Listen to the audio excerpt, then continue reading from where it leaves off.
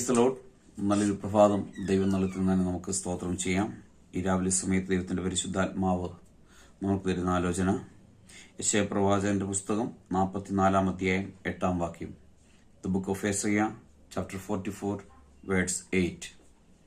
നിങ്ങൾ ഭയപ്പെടേണ്ട, പേടിക്കുകയും വേണ്ട. പണ്ട് തന്നെ ഞാൻ നിന്നോട് പ്രസ്താവിച്ച് കേൾപ്പിച്ചിട്ടില്ലയോ?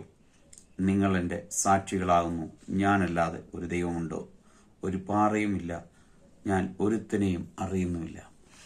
ഈ രാവിലെ സമയത്ത് എന്നെ കേൾക്കുന്ന ദൈവത്തിന്റെ പേരിലെ നിങ്ങൾ പേടിക്കേണ്ട, ഭയപ്പെടുകയും വേണ്ട. ആമേൻ.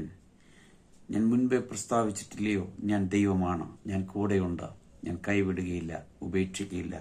പതറിപ്പോയെടുത്ത്, പേടിച്ച് നിൽക്കുന്നിടത്ത്, അടുത്തത് എന്ത് ചെയ്യണമെന്നറിയാതെ ആമേൻ ഭാരപ്പെടുന്നിടത്ത് ദൈവത്തിന്റെ പരിശുദ്ധാത്മാവ് ഈ രാവിലെ സമയത്തെ അറിയിക്കുന്നത് ഭയപ്പെടുകയും വേണ്ട, പേടിക്കുകയും വേണ്ട. എല്ലാ കാര്യങ്ങളും കർത്താവ് നന്മയ്ക്കായി മാറ്റും. ആ യേശുവിന്റെ കരങ്ങളിൽ നമ്മളെ നമുക്ക് സമർപ്പിക്കാം. നല്ല കർത്താവെ നന്ദിയോടെ സ്തുതിക്കുന്നു, സ്തോത്രം ചെയ്യുന്നു.